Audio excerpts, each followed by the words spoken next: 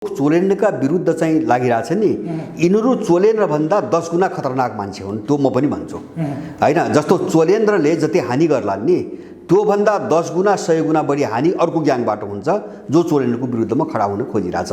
किन भन्छ भने यो पुरै एउटा पश्चिमा रणनीतिमा उठाइएको ग्याङ हो। मेरो भनाइ त्यो हो। यो टोटली पश्चिमा रणनीतिमा उठाइएको ग्याङ हो। यो ग्याङ स्थापित भयो भने तपाईको सबै सिस्टम कोल्याप्सै हुन्छ। सिस्टम कोल्याप्सै हुन्छ।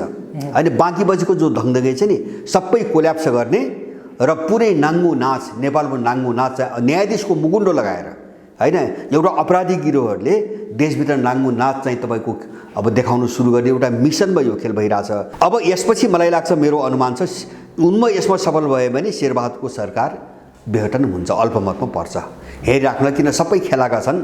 अब एक दुईटाले तान्न लगाएपछि पुग्यो शेरबहादुरको सरकार ढल्छ। चोलेन्द्र शमशेरको राजीनामा आएन भने उनी सफल भए जो चोलेन्द्रको विरुद्धमा लागिरहेछन् नि यो पश्चिमा दलालहरू चाहिँ तपाईको सफल भए भने मैले एउटा पाटो यो कचिङ्गलको एउटा पाटोको कुरा गरिरहेँ विदेशी पाटोको यो सफल भयो भने शेरबहादुरको सरकार अल्पमतमा पार्छन्।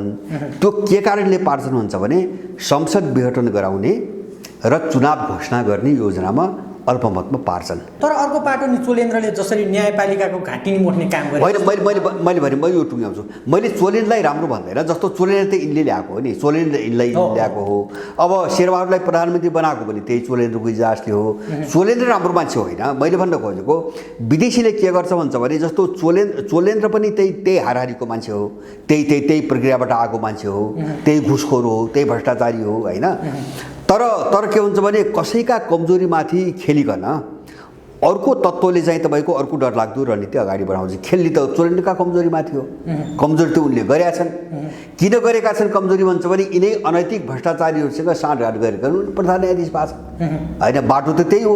यिनले पनि त्यही गरेको। वरिपरिका झोलेहरू जो चाहिँ भ्रष्टाचारीहरू हुन् नि म भ्रष्टाचारी भन्छु यिनलाई झोले मात्रै भन्नु हुँदैन। चाहे वरिष्ठ वकिल हुन् चाहे न्यायाधीश हुन् यिनी चरम भ्रष्टाचारी लम्पट अपराधीहरू हुन् हैन। जुन पार्टीको नजिक भए पनि अब यिनको कस्तो रहेछ भन्छ भने यो बाहिर माथिल्लो स्तरमा काम गरिरहेको कोही महाधिवक्ता कोही चाहिँ बारका अध्यक्ष कोही चाहिँ भूतपूर्व चाहिँ तपाईको न्यायाधीश कोही चाहिँ एकदम वरिष्ठ वकिलहरू जो एमाले कांग्रेस वरिपरि छन्। यिनको के रहेछ भन्छ भने अहिले सर्वोच्च अदालतमा झनै 5 दर्जन पदहरू खाली छन् हैन। 5 दर्जन पदहरू खाली छन्। त्यहाँ चाहिँ नियुक्त गराउने एउटा खेल यहाँ सुरु भएको रहेछ। यिनका सबै कसैका श्रीमती कसैका छोरा कसैका छोरी कसै चाहिँ घर परिवारभित्रका अरू सदस्यहरू। भरत दालज्यू हार्दिक स्वागत छ हुलाक न्युज टिभीमा। हजुर धन्यवाद। आरामै हुनुहुन्छ? हजुर ठिक छ। निकै लामो समयपछि हामी कुराकानी गर्दैछौँ। यो बिचमा दसैँ तिहार पनि हामी मनाएका छौँ। कस्तो रह्यो तपाईँको पर्सनली कुराकानी गर्दा दसैँ तिहार कसरी मनाउनु भयो कस्तो रह्यो? म दसैँ र तिहारको बिचमा म अहिले राप्तीदेखि पश्चिमतिर हजुर 17वटा जिल्लाहरूको मेरो भ्रमणको सूची थियो। पार्टी कामको सिलसिला पनि होला? हजुर भेटघाट त्यसपछि पार्टी सङ्गठन विस्तार छलफल सबै काममा थियो र म दसैँ तिहारभन्दा एक दिन अगाडि मात्रै यहाँ आइपुगेको हुँ। म विशेष गरिकन यो पछिल्लो अवस्थामा एउटा त सङ्गठनमा आबद्ध भएका साथीहरूसँग भेटघाट भयो। दोस्रो चाहिँ आम मान्छेहरूको एउटा मनोविज्ञान मानसिकता कस्तो छ एकचोटि सरसर्ती चाहिँ बुझौँ भन्ने हिसाबले गएको थिएँ। सबै वातावरण राम्रै छ। कस्तो पाउनु भयो अब जसरी यहाँ काठमाडौँको भ्यालीमा जुन किसिमले यो राजनीतिको तरलता देखिरहेछ तपाईँ सुदूरपश्चिमका धेरै जिल्लाहरूमा घुमघाम गरेर आउनुभयो त्यहाँको मनोविज्ञानलाई कसरी विश्लेषण गर्नुहुन्छ कस्तो पाउनुभयो? अब यो मान्छेहरूको लगभग सबैको चाहिँ तपाईँको भावना एउटै खालको देखिन्छ। त्यसका दुईटा पाटाहरू चाहिँ अनुभव गरेँ मैले। एउटा दलहरू यो राज्य प्रणालीप्रति चरम अविश्वास अब यो केही पनि काम लाग्दैन भन्नेमा चाहिँ एकमत छ। सबै मान्छे एकमत छ। दोस्रो चाहिँ यो विकल्पविहीनताको जो अवस्था देखिया छ यद्यपि विकल्प हुँदै नभएको होइन तर मान्छेले देख्ने गरी एउटा ठोस शक्तिको रूपमा जो विकल्प देखा परिरहेको छैन त्यसले गर्दाखेरि मान्छेको मानसिकता अलिअलि टुटेको खण्डित भएको अथवा कमजोर भएको मानसिक रूपमा चाहिँ यस्तो स्थिति कहिलेसम्म झेल्नुपर्ने हो हामीले भन्ने खालको एउटा चाहिँ मानसिक भय त्रास अथवा चाहिँ यो खालको भन्नुहोस् न अविश्वास त्यस्तो खालको भावना एकदमै प्रबल छ। अब त्यसको अर्थ के हो भन्छ भने जस्तो दलहरूप्रति र यो राज्य प्रणालीप्रति मान्छेको विश्वास छैन। विश्वास कसैको पनि छैन। र सबैलाई के अनुभूति भयो भन्छ भने लोकतन्त्रको नाममा माथिदेखि तलसम्म ओडैसम्म एउटा पेशेवर लुटिराहरूको चाहिँ एउटा डरलाग्दो चाहिँ तपाईँको जालो देशभरि चाहिँ तपाईँको बसेको छ र उसको काम भनेको पेशेवर रूपमा चाहिँ लुट्ने, नागरिकले तिरेको कर लुट्ने, मौजमस्ती गर्ने, अय्यास गर्ने र अब जति पनि सरकारी कार्यालयहरू छन् चारैतिर दलको नाममा वरिपरि रहेका गिरोहहरू त्यहाँ लुट्ने बिचौलिया दलालहरूको एउटा डरलाग्दो जाल हो। अब यसलाई कसले तोड्छ भन्ने छ, यसलाई कसले तोड्छ। अब तोड्ने भनेको के हो भन्छ भने जस्तो अब नीति नियम कानुन विधान पद्धतिबाट त यो टुट्ने सम्भावना छैन, यो त यिनले माथिबाट योजनाबद्ध गराइरहेछन् भनेपछि धेरै ठाउँमा प्रश्न पनि उठ्यो, धेरै मान्छेले उठाए। अब यिनीहरूमाथि चाहिँ भौतिक रूपमै कारबाहीमा नउत्रिकन अब यो रोकिँदैन, किन यिनी पेशेवर अपराधीहरू हुन्। अब त्यो भौतिक रूपले नै यिनीहरूसँग प्रतिरोध गर्ने एउटा शक्ति चाहिँ कुन शक्ति हो, कसरी आउँछ, त्यो चाहिँ शक्ति निकाल्नु पर्यो भन्ने खालको आग्रह धेरैको देखियो। र मान्छे मानसिक रूपमा मैले क्षीण भएको के भन्न खोजेको भन्छ भने बाहिर अरू चाहिँ भरपर्दो केही नदेखेर ऊ क्षीण भएको हो, तर एउटा चाहिँ तपाईँको नेतृत्व अगाडि अलिकति विकास हुने बित्तिकै सर्वसाधारण मान्छे यिनका विरुद्धमा जाइ लाग्ने मानसिकतामा छ। त्यस्तो देखियो। यो सारी चाहिँ तपाईँको उज्यालो पाटो भन्ने चाहिँ मलाई लाग्छ। तपाईँको पार्टी यो आधिकारिक रूपमा दल दर्ता भइसकेपछि पनि यो लामो चरण पनि गर्नुभयो। अहिले तपाईँ जिल्ला भ्यालीभन्दा बाहिर जाँदाखेरि तपाईँको पार्टीप्रतिको दृष्टिकोण, तपाईँको पार्टीका कार्यकर्ताहरूको, तपाईँको पार्टीको ग्रोथ चाहिँ कसरी अगाडि बढिरहेछ यो पनि यसो जान्न चाहन्छु। यसमा हाम्रो जस्तो अस्ति हामीले 1 महिना अगाडि निर्णय गरेर एउटा चाहिँ 3 महिने योजना बनाएका छौँ। हामीले यो 3 महिनाभित्र हामीले 60वटा जिल्लामा सङ्गठन बनाउने भन्ने निर्णय गरेका छौँ। हामी बनाउँछौँ किनभने चाहिँ हामीसँग सम्पर्क सम्बन्ध 75 जिल्लामा छ। अब अहिले विदेशतिर पनि तपाईँको 1 दर्जनभन्दा बढी देशमा सङ्गठन बनेको छ बाहिर बस्ने साथीहरू। अब यहाँभित्र हामीले 60 जिल्लामा पुस महिनासम्म हामीले सङ्गठन पुर्याउँछौँ भन्ने चाहिँ हाम्रो सम्पर्कको आधारमा हामीले निर्णय गरेका छौँ। दोस्रो तपाईँको हामी कहाँ एउटा अलिकति फरक के छ भन्छ भने यो लामो समयसम्म धेरै मान्छेहरूलाई सुने, धेरै मान्छेले सुने। जस्तो यो बाहिर मिडियामा बोल्ने त धेरै खालका मान्छेहरू छन्। अब अहिले यो पछिल्लो चरणमा मलाई अनुभूति भएको मान्छे छानेर मान्छेको सम्पर्कमा आउने एउटा प्रक्रिया एकदमै बढेको छ। जस्तो हामी कहाँ अहिले पूर्वदेखि पश्चिमसम्म जिल्ला जिल्लाबाट मान्छे खोज्दै यहाँ चाहिँ काठमाडौँमा धेरै साथीहरू आउनुभयो होइन। जस्तो बागलुङतिरबाट अस्ति भर्खरै एउटा टिम आयो, केही साथीहरू आउनुभयो, पूर्वतिरबाट मेचीबाट केही साथीहरू आउनुभयो, यो गण्डकीतिरबाट केही साथीहरू आउनुभयो। मैले भन्न खोजेको के हो भन्छ भने बोल्ने र मान्छेलाई भ्रमित पार्ने यहाँ मान्छे धेरै छन् होइन। नक्कली कुरा गरेर भ्रमित पार्ने त्यो विदेशीले पनि गराइरहेछ, त्यो दलहरूले पनि त्यस्ता मान्छे चाहिँ परिचालन गरिरहेछन्। र अर्कोतिर चरम स्वार्थीहरूको जो एउटा जमात छ नेपालमा काठमाडौँमा, ऊ कस्तो छ भन्छ भने अनैतिक छ। यिनै दलहरू जस्तो उसको पृष्ठभूमिमा अनैतिक छ, ऊ कहीँबाट चलेको छ, ऊ कुनै मिसनमा छ, तर चाहिँ एकदम सत्ता स्वार्थको निम्ति मिठा कुरा गरिरहेको छ। अब यो पनि 4-5 वर्ष 5-7 वर्ष मान्छेले हेऱ्यो होइन। जस्तो सबै माथिमा उतार चढाव छ होइन। आज एउटा कुरा बोल्छ, भोलि अर्को कुरो भन्छ। एउटा पार्टीमा खान पाएन अर्कोमा जान्छ, त्यहाँ खान पाएन अर्कोमा जान्छ, अनि त्यहाँ पनि पाएन आफ्नो खोल्छ। यो त मान्छेले धेरै देख्यो। हामी कहाँ त्यो उतार चढाव छैन। जस्तो चाहिँ मैले नै झनै 15 वर्षदेखि जे भन्दै आएको छु, अब परिस्थिति पनि त्यही दिशातिर गयो होइन। जस्तो हिजो मलाई गाली गर्ने पूर्वाग्रही षड्यन्त्रको सिद्धान्तमा विश्वास गर्छ यसले कसैलाई पनि सकारात्मक देख्दैन अब भन्ने मान्छेहरू पनि अहिले त्यही कुरो भन्न थाले। र हाम्रो अर्को चाहिँ तपाईँको बोलीमा चाहिँ उतार चढाव छैन। अब देशका कुनै पनि इस्युहरूमा अथवा घटनाहरूमा जस्तो मैले देखेँ यहाँ केपी ओलीको पालामा एउटा समस्या आयो। बाहिर चाहिँ तपाईँको बोल्ने मान्छेहरू कोही केपीको पक्षमा खडा भए, कोही चाहिँ तपाईँको देउबा र प्रचण्डको पक्षमा खडा भए। अब अहिले देउबाको सरकार छ, जस्तो न्यायालयमा आछ, कोही चोलेन्द्रको पक्षमा छ, कोही अर्को पक्षमा छ। माने हामी यो पक्षधरताबाट मुक्त छौँ। किन भन्छ भने हामीसँग एउटा सोच छ, यो सबै दलालहरूको कित्ता हो होइन। अब यसमा चाहिँ तपाईँको तल र माथि हुनसक्छ, अपराधको स्तर तल र माथि हुनसक्छ, थोरै धेरै हुनसक्छ, तर अब यिनीहरूको वृत्तभित्र यो ठिक र यो बिठिक भन्ने हामी गयौँ भने हामी फस्छौँ। त्यस कारणले हामी पहिले दृष्टिकोण स्पष्ट बनाऊँ। हामी सुरुदेखि जोड दियौँ। जस्तो सिस्टम के हो पहिले हामीले त्यो बुझौँ। यो सिस्टमलाई चलाउने तपाईँको विचार के हो, त्यो चिन्तन के हो, त्यो हामी बुझौँ। यो हामीलाई केही पनि काम लाग्दैन। त्यस कारणले गर्दाखेरि हामी को हौँ र हामीलाई के चाहिएको हो, हामी त्यो बहसमा गयौँ र त्यही अनुसारको एउटा निकै महत्त्वपूर्ण हामीले दस्तावेज पनि पारित गऱ्यौँ। त्यस कारणले त्यसको आधारमा मान्छेले खोज्दै आउन थाल्यो अहिले, होइन? किन हामीसँग एउटा नयाँ सोच छ, आफ्नै खालको सोच छ र राज्य प्रणालीको विषयमा पनि हाम्रो आफ्नै खालको परिकल्पना छ। जस्तो भोलिको शासन प्रणाली, भोलिको विकासको तपाईँको मोडेल, भोलिको सामाजिक सांस्कृतिक एउटा तपाईँको संरचनाहरूका कुराहरू भए देखि लिएर अब व्यक्तिमा, समाजमा, परिवारमा अथवा शिक्षा, स्वास्थ्य जति पनि समस्या छन् यसको समाधान के भन्ने कुरामा हामी बुदामा गयौँ र आफ्नो दृष्टिकोण बनायौँ। अब यो जसले पढ्न पायो त्यो मान्छे हामीले खोज्दै आएको छ र यो कुरो अन्यत्र पाउँदैन, काहीँ पनि पाउँदैन। अन्यत्रको कुरो के छ भन्छ भने दलहरू खराब हो भन्ने मात्रै छ। अरूलाई खराब देखाउनु र आफू सज्जन बन्न खोज्ने कुरा छ। मेरो भनाइ के हुन्छ भने त्यतिले मात्रै पुग्दैन। जस्तो अर्को त खराब छ तर राम्रो के हो त? विकल्प के हो त? विकल्प त दिनु पर्यो। त्यो विकल्प भनेको जस्तो म गएपछि चाहिँ हुन्छ, होइन? त्यो चाहिँ चुनावी जस्तो चाहिँ नारा भयो, होइन? त्यो व्यक्तिले गरेन म गएपछि हुन्छ भन्ने चुनावी नारा कुरो भयो।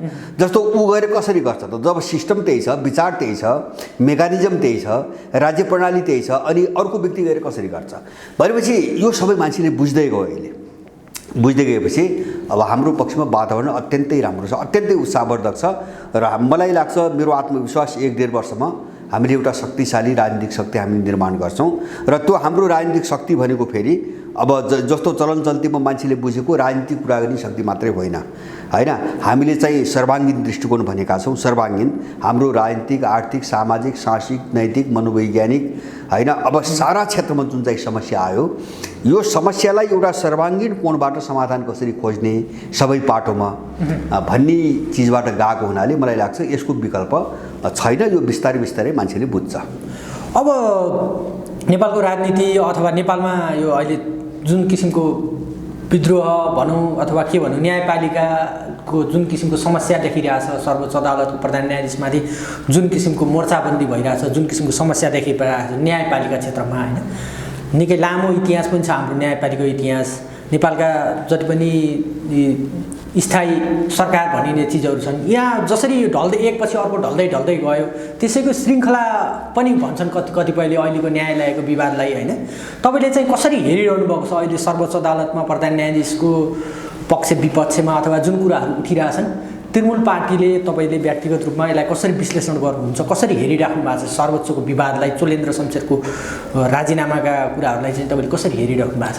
मैले अहिलेको सर्वोच्च अदालतको यो विवाद के हो भन्ने कुरा मैले अहिले होइन, मैले 10 वर्ष अगाडि भनिसकेको छु।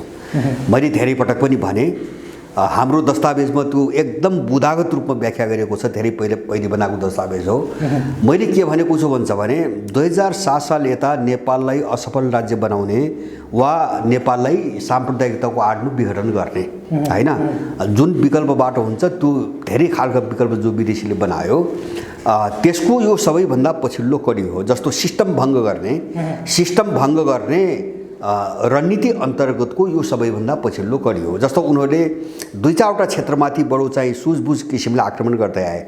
जस्तो अर्थतन्त्रलाई निशाना बनाए, उनले चाहिँ राजनीतिक विचारलाई, शक्तिहरूलाई निशाना बनाए, अनि त्यसपछि उनले इतिहास निशाना बनाए, पृथ्वीनारायण शाहमाथि आक्रमण गरे, होइन? त्यो चाहिँ हिजोको नेपाल, हिजोको भन्नाले हाम्रो जो इतिहास हो त्यो इतिहासबाट हामी अहिलेको नेपाललाई कटाउने योजना अन्तर्गत पृथ्वीनारायण शाहमाथि आक्रमण गरे, उनले समाजमाथि आक्रमण गरे, समाजलाई छिन्नभिन्न पार्नको निम्ति उनले साम्प्रदायिकताका कुराहरू गरे, जातीय राज्यका कुराहरू गरे, यहाँको सभ्यता संस्कृति मास्न उनले चाहिँ धर्मनिरपेक्षताको कुराहरू गरे। अब तपाईँले भने जस्तो स्थायी सरकार जो भनिन्छ कर्मचारी तन्त्र, यसलाई समाप्त पार्नको निम्ति उनले के गरे? पुलिस सिद्ध्याए, होइन? पुलिस छैन, एउटा पुलिस प्रहरीको रूपमा छैन, उनले कर्मचारी तन्त्र सिद्ध्याए, होइन? झोलेहरूका ग्याङ बनाइदिए, सबै झोलेहरूले लुटी खाने एउटा ग्याङ बनाइदिए र बाँकी बचेको थियो अब यो राज्य प्रणालीभित्र एउटा निकायहरूमा चाहिँ तपाईँको न्यायालय बाँकी थियो। न्यायालय फेरि कस्तो भयो भन्छ भने व्यवस्थापिका गयो, कार्यपालिका गयो। कार्यपालिका सरकार यही हो देखिराख्नु भएको छ, होइन? विदेशीहरूका क्रिमिनल ग्याङ हुन्, जो आए पनि क्रिमिनल अपराधिक ग्याङहरू हुन्। कार्यपालिका यही हो। व्यवस्थापिका अहिले सांसद के हो भन्छ भने माफिया, मारवाडीहरू, त्यसपछि चाहिँ ठुल्ठुला व्यापारीहरूका चाहिँ फाइल बोकेर मन्त्रालय झाउने बिजौलिया र दलालहरूको झुन्ड मात्रै हो। अहिले 90% त्यो माननीय भन्ने त्यो जत्थाले त्यही धन्दा गरिरहेको छ, होइन? अरूका फाइल बोक्छ, काम गराइदिएर मन्त्रालय जान्छ, पैसा खान्छ बसेको छ होइन, त्यसपछि उसलाई केही पनि मतलब छैन। अब त्यसपछि अब कार्यपालिका व्यवस्था गएपछि तपाईँको न्यायालय आयो, जस्तो व्यवस्थापकै संसद बस्न सक्दैन होइन, केपीको पालामा पनि त्यस्तै भयो, अहिले पनि त्यस्तै भयो, सबै पङ्गु भए। अब एउटा न्याय प्रणाली बाँकी थियो, यो चाहिँ बाँकी त थिएन केही समय अगाडि। अब कहाँबाट न्यायपालिका तपाईँको उनले सिद्ध्यायो भन्छ भने कल्याणराज श्रेष्ठको पालामा एनजिओको पैसालाई न्याय प्रणालीमा लगानी गर्न अनुमति दियो र सुशीला कार्कीको पालामा दलको कोटाबाट छानिएका मान्छेहरूलाई न्यायाधीश बनाउनु सुरु गरियो। त्यो दिनदेखि न्यायालय समाप्त भइसकेको छ, मान्छेले नबुझेको हो। र अहिलेको न्यायालय भनेको भ्रष्टाचारीको अखाडा होइन, भ्रष्टाचारीको अखाडा त पहिलेदेखि नै थियो।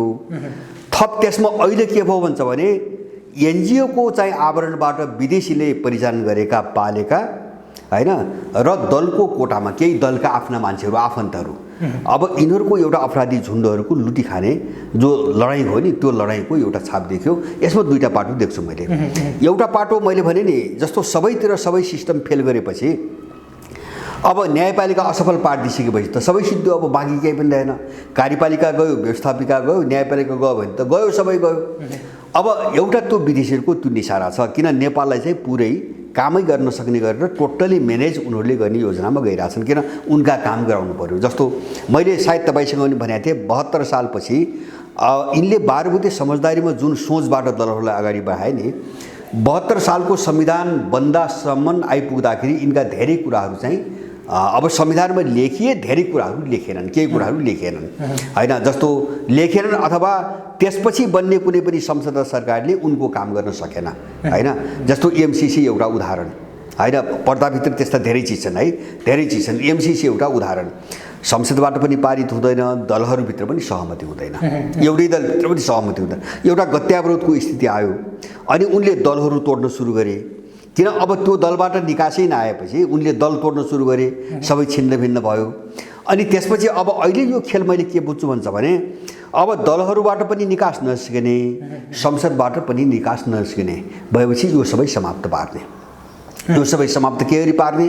अब त्यो पार्नुको निम्ति त भोलि चलाउने को त भन्दाखेरि चलाउने सर्वोच्च अदालत, त्यस कारण त्यो कब्जा गर्नु पर्यो। त्यो कब्जा नगरिकन त अब संसद पनि नरहेको, सरकार पनि नरहेको अवस्थामा नेपाल चलाउने कसले, राज्य चलाउने कसले, त्यो चलाउने चाहिँ तपाईँको सर्वोच्च अदालत। यसको निम्ति एउटा रिहर्सल, एउटा नजिर बसाइएको छ परमादेशको सरकार होइन। शेरबहादुरलाई प्रधानमन्त्री नियुक्त गरेर एउटा नजिर उनले बसाएका छन्। त्यो नजिर के हो भन्छ भने सर्वोच्च अदालतले पनि चाहिँ शासन गर्न सक्छ भन्ने नजिर हो त्यो होइन। अब सर्वोच्च अदालत चाहिँ त नियम कानुन र संविधानको व्याख्या गर्ने संस्था हो, तर यसले त शासक पनि नियुक्त गर्न थाल्यो होइन, प्रधानमन्त्री बनाउन थालेपछि त त्यो प्रधानमन्त्रीको काम त भोलि आफै गर्छ। त्यसैले मैले सम्भावना के देख्छु भन्छ भने यो अहिले चोलेन्द्रबाट जे काम हुन सकेन पश्चिमाहरूको, विशेष गरेर पश्चिमाहरूको, अब यो सबै कामलाई अगाडि बढाउनुको निम्ति उनीहरूले आफ्नो एउटा ग्रिप, एउटा सेटै सर्वोच्चमा स्थापित गर्न खोजिरहेका छन्।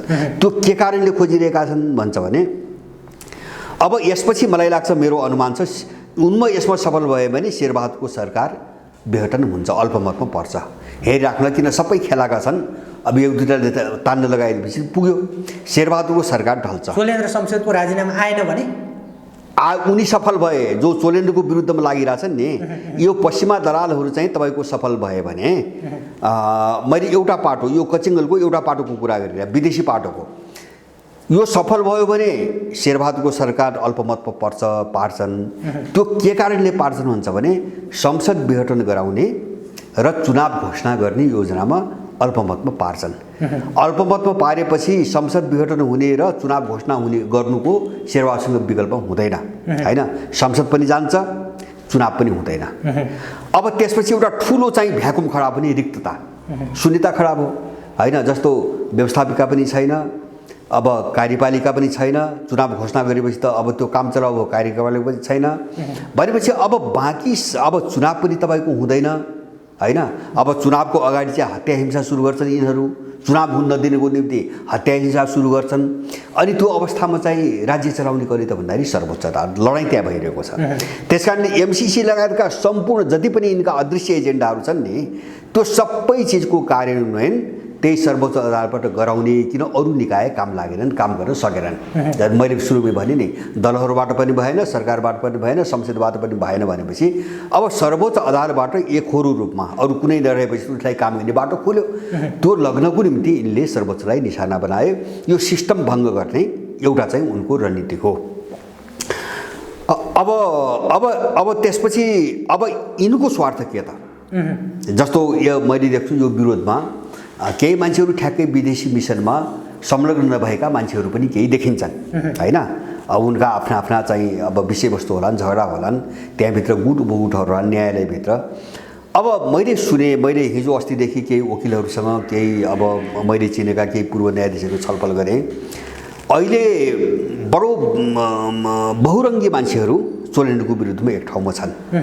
त्यो माधव नेपालका झोले हैन, प्रचण्डका झोले अथवा नारायण काजीका झोले, काङ्ग्रेसका झोले जति छन् नि, तर एकजुट छन्। दल चाहिँ तपाईँको अर्को भूमिका खेलिरहेछ सबैले होइन। दलहरूको भूमिका चोलेन्द्रको विरुद्धमा देखिन्न। दलहरू मुख्य नेताहरू मौन बसिरहेछन् होइन। किन भन्छ चोलेन्द्रलाई ल्याउने प्रक्रियादेखि नै तिनीहरूको एउटा त भूमिका छ नि। त्यस कारण यिनीहरू हिजोको आफ्नो भूमिकाको कारणले पनि खुल्न सकिरहेको छैनन्। अब फेरि शेरबहादुर जस्तो ल्याउने मान्छेहरू पनि त्यही अदालतले गरिरहेछ परमादेशबाट। तर उनका वरिपरिका झोलेहरू जो चाहिँ भ्रष्टाचारीहरू हुन्, म भ्रष्टाचारी भन्छु, यिनलाई झोले मात्रै भन्नु हुँदैन। चाहे वरिष्ठ वकिल हुन्, चाहे न्यायाधीश हुन्, यिनी चरम भ्रष्टाचारी लम्पट अपराधीहरू हुन् होइन, जुन पार्टीको नजिक भए पनि। अब यिनको कस्तो रहेछ भन्छ भने यो बाहिर माथिल्लो स्तरमा काम गरेर कोही महाधिवक्ता, कोही चाहिँ बारका अध्यक्ष, कोही चाहिँ भूतपूर्व चाहिँ तपाईँको न्यायाधीश, कोही चाहिँ एकदम वरिष्ठ वकिलहरू जो एमाले काङ्ग्रेस वरिपरि छन्। यिनको के रहेछ भन्छ भने अहिले सर्वोच्च अदालतमा झनै 5 दर्जन पदहरू खाली छन् हैन। 5 दर्जन पदहरू खाली छन्।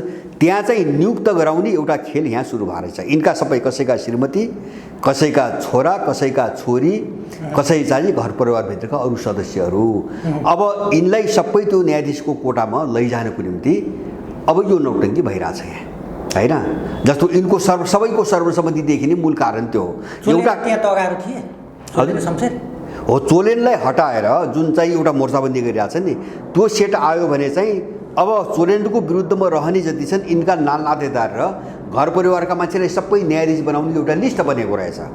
अब चोलेन्द्र हुँदासम्म त्यो नहुने भयो, यिनलाई समस्या त्यो। चोलेन्द्र हुँदासम्म त्यो नहुने भयो। त्यस कारणले आफ्नो मान्छेलाई न्यायाधीश कसरी बनाउने भनेर एउटा सूची बनेको रहेछ। अब त्यो सूचीभित्र अहिले जो विरोधमा जो वरिष्ठ पनि तपाईँ देख्नुहुन्छ नि, सबैका घर परिवारका मान्छेहरू छन्। त्यो लिस्ट पनि मैले हेरेँ। त्यो चाहिँ अहिले चाहिँ वरिष्ठ वकिलको रूपमा अथवा चाहिँ तपाईँको प्रमोसनमाथि चाहिँ लैजानुपर्ने एउटा जुनियर न्यायाधीशको रूपमा कसका छोरा, कसकी छोरी, कसका श्रीमती, कसका भाइ भनेर मैले केही चाहिँ वकिलको सहयोगमा केही सूचीहरू मैले हेरेँ। अब तिनी सबै मान्छेहरू चोलेन्द्रको विरुद्धमा छन् अहिले। कारण के त भन्दाखेरि चोलेन्द्र भयो भने त्यो चाहिँ तपाईँको बाटो खुल्दैन होइन। सर्वोच्च अदालतभित्र आफ्नो मान्छे पठाउने, खानी लुट्ने बाटो खुल्दैन। तर अर्को बाटो नि चोलेन्द्रले जसरी न्यायपालिकाको घाँटी निमोट्ने काम गरे होइन। मैले यो टुङ्ग्याउँछु। मैले चोलेन्द्रलाई राम्रो भन्दैन। जस्तो चोलेन्द्र त यिनले ल्याएको हो नि, चोलेन्द्र यिनलाई ल्याएको हो। अब शेरबहादुरलाई प्रधानमन्त्री बनाएको पनि त्यही चोलेन्द्रको इजाजले हो।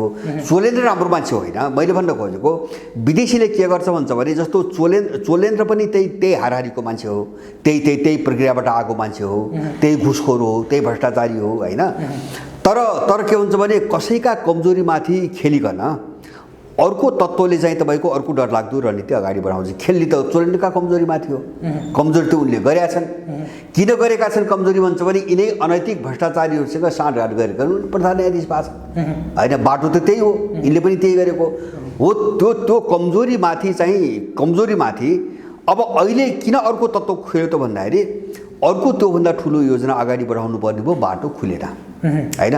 बाटो खुलेन। जस्तो योभन्दा अगाडि पनि मलाई लाग्छ शेरबहादुरलाई परमादेशबाट निर्णय गर्दाखेरि 4 जना न्यायाधीशहरू त्यो निर्णयको लेखन प्रक्रियाबाट बाहिर छन्, सबैलाई थाहा छ। 1 जना न्यायाधीशको नाममा आयो, त्यो पनि उनले लेखेको होइन।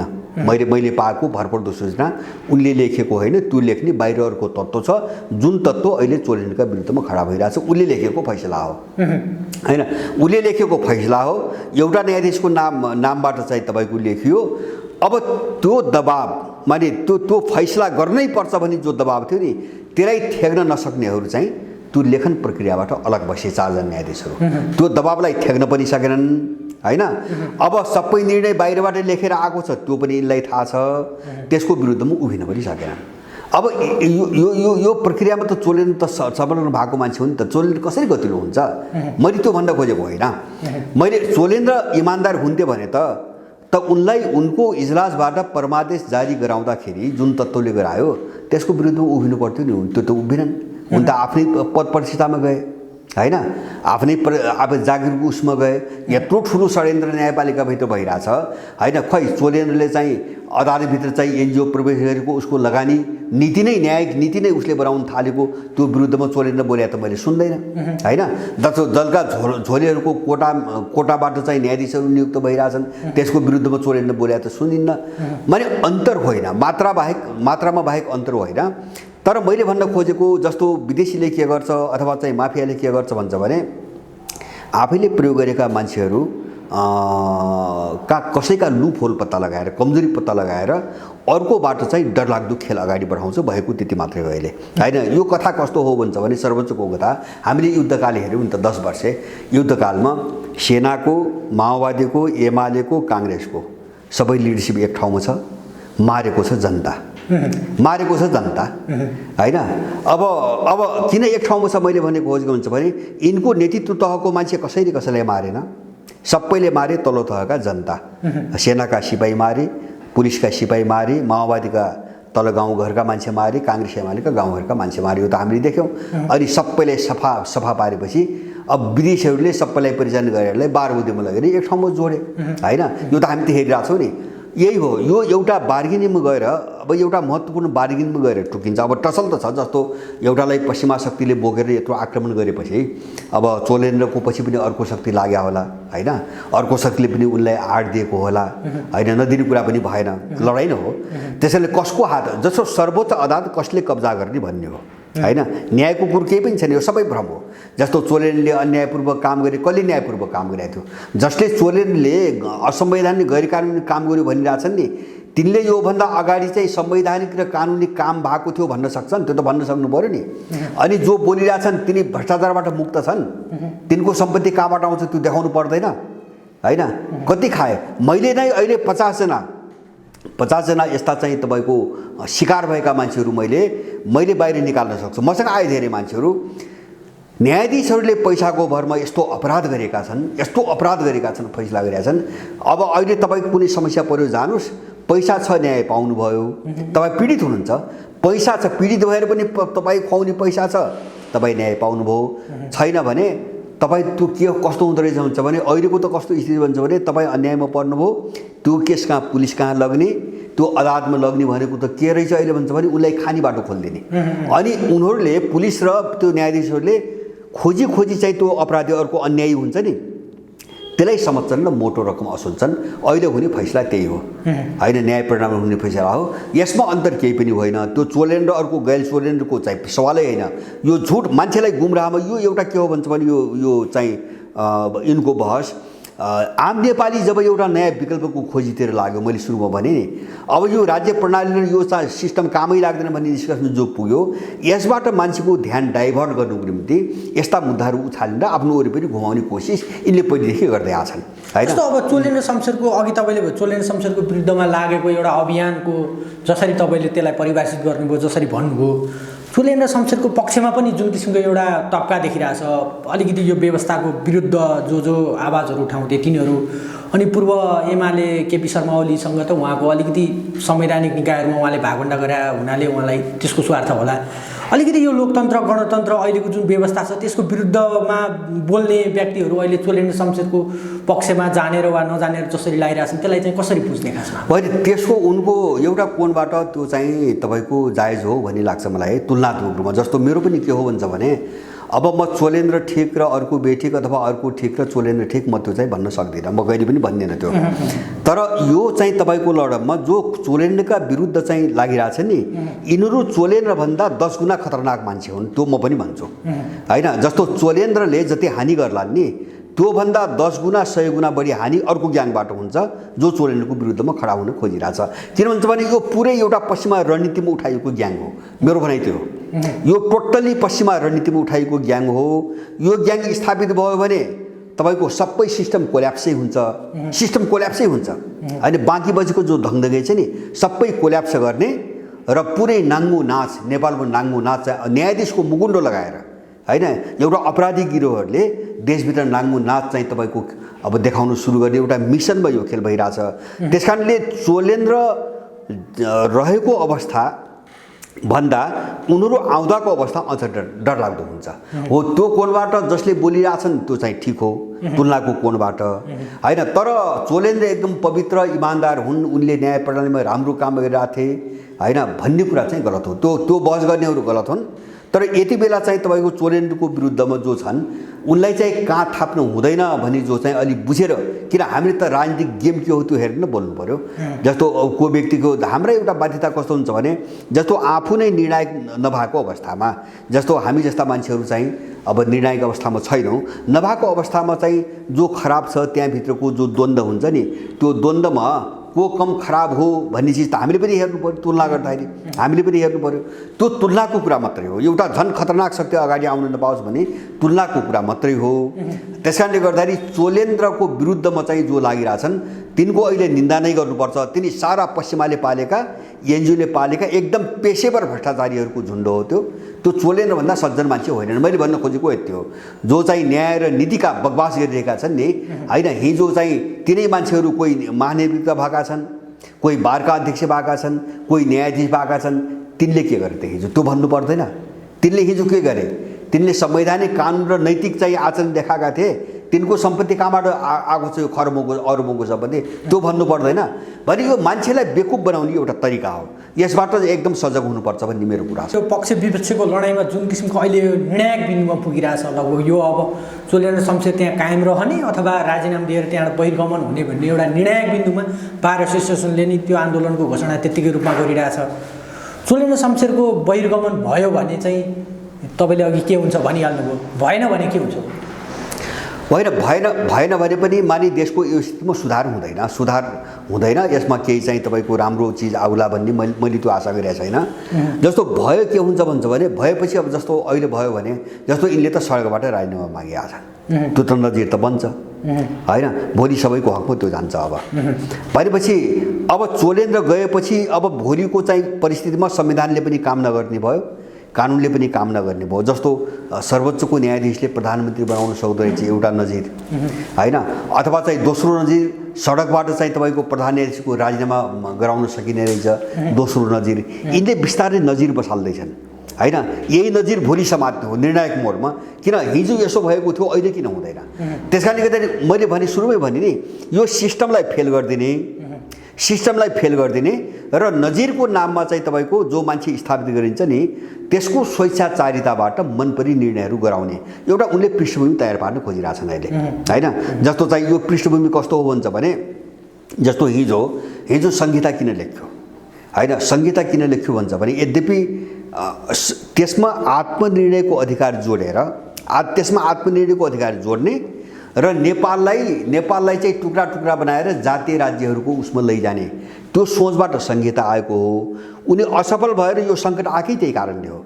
तर उनी संहिता त लेखे, तर कहाँ असफल भयो भन्छ भने संहिता अन्तर्गत आत्मनिर्णयको अधिकार, जनमत सङ्ग्रहबाट चाहिँ छुट्टिन पाउने गरी चाहिँ जान सक्ने अधिकार र नेपाललाई विभिन्न ठाउँलाई जातीय राज्य बनाउने उनको मिसनमा असफल भएपछि संहिता पङ्गु भएर चाहिँ यस्तो देखिएको हो। किन भन्छ भने त्यसको जो मूल तत्त्व हो नि त्यो तत्त्व नै त्यहाँ जोडिन भएन। एक मधेस एक प्रदेश पनि आज छैन, एक प्रदेश छैन, जातीय राज्य पनि छैन, उसमा असफल भए। त्यसकारणले संहिता पङ्गु भयो होइन, पङ्गु भयो भनौँ न। अब यहाँ के हुन्छ भन्छ भने जस्तो सर्वोच्चले चाहिँ तपाईँको प्रधानमन्त्री बनायो, अब चाहिँ सडकबाटका यिनी चाहिँ भ्रष्टाचारीले चाहिँ न्यायाधीश बदल्ने। अब यो दुईटा नजिर बन्यो भने के हुन्छ भन्छ भने उही संहिताबाट जो अर्को मिसनमा अगाडि बढाउन खोजिरहेछ नि त्यहाँ त असफल भए होइन, यहाँ यिनीहरू सफल हुन सक्छन्। मैले भने नि संसद पनि जान्छ, सरकार पनि जान्छ, केही पनि रहन्न। नरहेपछि त अब गर्ने त तपाईँ अनुमान गर्नुहोस् अब चुनाव पनि हुँदैन अनि त्यसपछि अब राज्य कसले चलाउँछ त? विकल्प त केही छैन। त्यो लडाइँ हो र त्यो ठुलो लडाइँ छ यिनीहरूको बिचमा। राज्य चलाउनु एउटा गिरोहलाई कसरी सर्वोच्चमा चाहिँ स्थापित गर्ने भन्ने प्रश्न बाहेक यसका पछाडि अर्को केही पनि छैन। जस्तो चाहिँ भोलि त्यस्तो स्थिति आयो भने मैले भने यिनले हत्या हिंसा सुरु गर्छन्। अब चुनाव हुन नदिन, किन चुनाव घोषणा गराउने उद्देश्य त होइन चुनाव गर्ने। चुनाव घोषणा गराउने उद्देश्य त के सरकारलाई काम चलाउमा परिणत गरिदिने, संसद चाहिँ सिधाइदिने होइन। त्यसपछि अब बाँकी रह्यो के त भन्दाखेरि बाँकी रह्यो अदालत मात्रै। अब यो कब्जा गर्ने हो भने भोलि काम गर्ने त जम्मै त्यसैले हो। अब यो डिजाइनमा यो लडाइँ भइरहेछ। अब कति मान्छे प्रयोग भएको छन् आफ्नो स्वार्थले। मैले पहिले भने नि कसैका स्वास्नी न्यायाधीशको लाइनमा छन् अथवा कसैका छोराछोरी छन्, कसैका चाहिँ भाइ भतिजा छन्। अब कतिपय भ्रष्टहरू चाहिँ त्यो स्वार्थले यत्रो डरलाग्दो मिसनमा मतियार बनेर गइरहेछन्। अब जो माथिल्लो तह हो नि त्यो तह एकदम योजनाबद्ध रूपमा लागेको छ। यिनी को मान्छे हुनुहुन्छ भने यिनी एनसेलको पक्षमा बहस गर्ने मान्छेहरू हुन्। यिनी त्यो आलममनी जो हत्यारा छ नि त्यसको पक्षमा बहस गर्ने मान्छे हुन् पैसाको निम्ति होइन। पैसाको निम्ति वकिलले जे पनि गर्न पाउँछ, न्यायाधीशले जे पनि फैसला गर्न पाउँछ भनेर बेथिति बढाउने जो मान्छेहरूको ताती छ नि त्यो सबै यसमा चाहिँ संलग्न छ। त्यसैले गर्दाखेरि यिनी कोही देशभक्त मैले भने एनसेलको पक्षमा बहस गर्ने, अफ्ताल आलमको पक्षमा बहस गर्ने, चुडामणि गौतमको पक्षमा बहस गर्ने मान्छे, यस्ता अनैतिक मान्छेले संविधान र कानुन र नीतिको कुरा गर्नु मूर्खता हो होइन। यिनलाई लाज लाग्नुपर्ने, यिनलाई शर्म लाग्नुपर्ने। अदालतको समस्याको हामी त्यति हेर्ने हो। मैले पनि अदालतमा एनजिओ पसेको छ, अदालतमा दल पसेको छ, अदालतमा भ्रष्टाचार पसेको छ। यसको विरुद्ध लडी हेर्नु त कोही आवाज उठाउँदैन। यिनी कसैले आवाज उठाउँदैनन्। जहाँ व्यथिति छ अदालत जे कारणले सिद्धो त्यसमै नि कोही पनि बोल्दैनन्। किन भन्छ भने यिनीहरू आफै पनि त्यस्तै हुन्। दुईवटा पाटोबाट हामीले हेर्नु पर्यो। मैले दुईवटा पाटो त पहिले भने। एउटा यसमा विदेशी पाटो छ होइन, जसले नेपालको टोटल सिस्टमलाई पूर्ण रूपमा भङ्ग गरेर अब आफूले नियुक्त गरेका अगाडि बढाएका केही मान्छेबाट नेपाल हाँक्न खोजिरहेको छ। उसको एउटा ग्लोबल वैश्विक रणनीति छ। नेपालको भूराजनीतिमा एउटा वैश्विक रणनीति छ। एउटा त्यो पाटो भयो।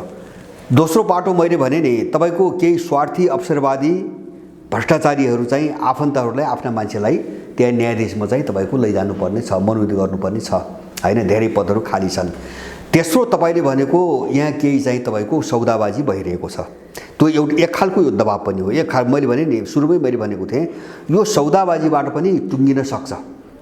किन यो त मान्छेलाई गलाउने एउटा चाहिँ तपाईँको तरिका हो। मान्छेलाई गलाउने थकाउने एउटा तरिका हो। जस्तो चाहिँ मैले भने त्यही भएर दलको र उनले पालेका झोलेहरूको जो टोन फरक देखिरहेछ नि यसैले नै त्यहाँ सौदाबाजी भइरहेछ भन्ने देखाइरहेछ। जस्तो काङ्ग्रेस एमाले माओवादी अब माधवका सबै मान्छेहरू चाहिँ मधेसवादी बाबरका सबै चाहिँ तलका झोलेहरू चाहिँ चोलेन्द्रको विरुद्धमा। अनि चाहिँ तपाईँको के अरे भन्छ भने यिनी पार्टीहरू चाहिँ तपाईँको मौन मात्र होइन कतिपय त उसको पक्षमा भने यो बार्गेनिङ हो। एउटा चोलेन्द्रलाई सडकबाट दबाब दिन लगाउने र आफूसँग मुछेका केसहरू अगाडि बढ्न नदिने, त्यहाँ सम्झौता गर्ने होइन। अथवा चाहिँ त्यस्तो खालको सम्भावना भएन भने त्यही दबाबबाट चोलेन्द्रलाई हटाउने त्यो खतरा टरेन भने जस्तो भने प्रचण्डका मुद्दा छन्, माधव नेपालका छन्, बाबुरामका छन्, अब अग्नि सापकोटाका छन्, काङ्ग्रेसका कतिपय मान्छेहरूका छन्। उनीहरूले त्यहाँ बार्गेनिङ गरिरहेका छन्। जस्तो योभन्दा अगाडि पनि आयो नि जस्तो प्रचण्डले चोलेन्द्रलाई भेटेको कुरा आयो होइन। कारण के अरू भेट्नुपर्ने कारण के भनेपछि त्यही सौदाबाजी हो होइन। यो केस अगाडि बढान्नु भनेपछि हामी चाहिँ अब के अरे महाभियोगतिर जान्नु भने त्यही सौदाबाजी हो। उनको आफ्नै क्यान्टोनमेन्टको केस छ, अग्निको केस छ, अब माधव नेपालको केस छ। माने यो खालको एउटा बार्गेनिङ उनीहरूले गरिरहेका छन् अहिले। त्यस कारणले यो सर्वोच्चको जो नाममा जो मान्छेलाई भ्रमित पार्न खोजेका छन् नि हामी सजग हुने यही हो। यो अत्यन्तै घृणित र अत्यन्तै फोहोरी र देशलाई अस्तव्यस्त बनाउने लडाइँ हो। त्यस कारणले गर्दाखेरि अब उनलाई के लाग्यो मलाई पनि के लाग्छ सरसर्ती हेर्दाखेरि टोलेन्द्र अलिकति हठी। अब उनी राणाको खलक पनि भए। अब मान्छेलाई सिधीपिधी नटेर्ने भएको हुनाले पनि अहिले चाहिँ त्यो अर्को पक्षलाई चाहिँ बढी भए र बढी आतंक सिर्जना भइरहेको जस्तो मैले महसुस गर्छु होइन। अब त्यो सबै कारणले भएको छ। यसमा चाहिँ स्वच्छता छैन। हामीले बुझ्ने कुरो त्यही स्पष्ट कुरो त्यही हो। यसमा चाहिँ स्वच्छता छैन, यसमा सुशासन पनि छैन, यसमा भ्रष्टाचारको विरोध पनि छैन, यसमा चाहिँ न्याय प्रणालीभित्र विदेशी पस्यो भने चिन्ता पनि छैन, यसमा चाहिँ देशलाई एउटा नीति नियम र मूल्य मान्यता कानुनबाट चलाउनुपर्छ भने उनको आकाङ्क्षा पनि छैन होइन। बिल्कुल मान्छेलाई बेकुफ बनाएर चाहिँ उ गर्न खोजिरहेछन्। यसप्रति होसियार भएर यो ध्रुवीकरणबाट हामी जोगिनुपर्छ भन्ने चाहिँ मेरो आफ्नो कुरा छ। चोलेन्द्रलाई अघि तपाईँले भने जस्तो यो दबावले पनि पुगेन भने सत्तारूढ गठबन्धनकै एउटा घटकले चाहिँ उहाँको लगातार राजीनामा मागिरहेको छ तपाईँकै भाषामा भन्नुपर्दा संसदमा महाभियोगको प्रस्ताव दर्ता हुने सम्भावना देख्नुहुन्छ कि हुन्न, तपाईँले के देख्नुहुन्छ? अब त्यो सौदाबाजी भएन भने दर्ता हुनसक्छ, तर पारित हुँदैन। पारित त हुँदैन। दर्ता हुनसक्छ। जस्तो मैले भने नि, जस्तो यिनले गरेका अपराधहरू भोलि चाहिँ अब म लग्दैन, मेरो कार्यकालमा लग्दैन, अथवा म त्यसको पक्षमा फैसला हुन दिन्न भन्ने चोलेन्द्रबाट कमिटमेन्ट भएन भने अविश्वास प्रस्ताव जान सक्छ। किन डर भयो अब त होइन, अविश्वास प्रस्ताव जान सक्छ। तर त्यसले चाहिँ तपाईँको त्यो पारित हुने सम्भावना मैले देख्दैन। र अब त्यो दिशातिर गयो भने एउटा चाहिँ यिनीहरूको जो दलालहरूको किता हो नि, यो चाहिँ तपाईँको अत्यन्तै उग्र सङ्कटतिर फस्छ, अगाडि बढ्छ। किन यिनी सङ्कटबाट बेरिँदै गएका छन्। जस्तो यो त सङ्कटकै परिणाम हो। जस्तो त्यो सङ्कट कतैबाट सुल्झिन नसकेपछि अदालत पस्यो होइन। अब यसपछि के हुन्छ भन्छ भने यो सेनामा पस्छ होइन, यो सेनामा पस्छ। विदेशीले त यहाँ भएका सबै इन्स्टिट्युसनहरू छिन्न भिन्न नबनाइकन त उसले चाहिँ ठ्याक्कै आफू भने जस्तो काम गर्न सक्दैन, सेना पनि सिद्ध्याउँछ। किन यिनीहरू सुरुमा यो विदेशी विषय सुरुमा फास्ट ट्र्याकबाट जान खोज्या हो। फास्ट ट्र्याकबाट भन्छ भने नेपाल विरुद्ध फास्ट ट्र्याकबाट जान खोज्या हो। उसले सुरुमै सेना ढालेर, जस्तो सेना त बन्दुकसहितको शक्ति हो, सुरुमै सेना ढालेर सबै काम चाहिँ फत्ते गरिदिने हिसाबले 65 सालमै कुलबहादुर कटवालको घटना आयो नि त। तर उनी त्यसमा असफल भए भएपछि उनले कोर्स अलिकति बदलिएको हो। बिस्तारै चरणबद्ध रूपमा सबैले हान्दै सबै सिस्टम समाप्त पार्दै जाने पछिल्लो रणनीति अपनाए। नत्र यिनले त जो राज्यको मेरुदण्ड हो, सबभन्दा शक्ति भएको, त्यही माथि नै सुरुमा निशाना बनायो नि। त्यो त हामीले देख्यौँ नि 65 सालमा। त्यसकारणले गर्दाखेरि मैले भने यो अलिकति चाहिँ सौदाबाजीमा पनि जान सक्छ। चोलेन्द्र र अब दलहरूको सौदाबाजीमा पनि जान सक्छ, अथवा चोलेन्द्र र चाहिँ विदेशीहरूको सौदाबाजीमा पनि अलिकति जान सक्छ होइन। अब मलाई लाग्छ चोलेन्द्र र विदेशीहरूको सौदाबाजी गर्ने ठाउँ छैन। किन संसद रहेसम्म तपाईँको एमसिसीको कुरा अदालतमा जाँदैन, संसदमै जानुपर्छ होइन। अब अदालतबाट अगाडि बढाउने हो भने संसद विघटन गर्नुपर्छ होइन। त्यस कारणले विदेशी त्यो जो पश्चिमा भन्छु नि मैले, यो तत्त्व अहिले चोलेन्द्रको पक्षमा छ भन्ने मलाई लाग्दैन होइन। यसले कल्याण श्रेष्ठ हो, जस्तो यो बाहिर जो मुभ भइरहेछ नि, यसको मास्टर माइन्ड गुरु भने त कल्याण श्रेष्ठ हो। त्यो त दुनियाँलाई थाहा छ। यो बाहिर त चाहिँ सारा तयार पारेर बोल्न लागेका पात्र मात्रै हुन् होइन, विभिन्न इन्ट्रेस्ट जोडिएका पात्र मात्रै हुन्। त्यस कारणले गर्दाखेरि तर दलहरूको चाहिँ तपाईँको सौदाबाजी हुन सक्ने सम्भावना एकदमै प्रबल छ। अब त्यसो भयो भने के हुन्छ भने न्याय प्रणाली, न्यायालय अथवा सर्वोच्च अदालत जुन एउटा अवस्थामा थियो नि, जुन एउटा विद्रूप अवस्थामा आइसकेको थियो, त्यहाँबाट पनि अझ खस्कन्छ। सौदाबाजी गरे पनि खस्कन्छ, नगरे पनि खस्कन्छ भनेपछि त्यहाँभित्र पनि त एउटा भ्रष्टाचार, सत्ता, स्वार्थ, अपराधलाई एउटा बारिने गर्ने थलो मात्रै हो भन्ने त पुष्टि त हुन्छ बाहिर। त्यसैले गर्दाखेरि अब त्यसले राज्यलाई कमजोर बनाउने त आफ्नो ठाउँमा छँदैछ। मानिसहरूको विश्वास पनि टुट्दै जान्छ। त्यसले देशलाई अझ बढी तरल अवस्थामा लैजान्छ।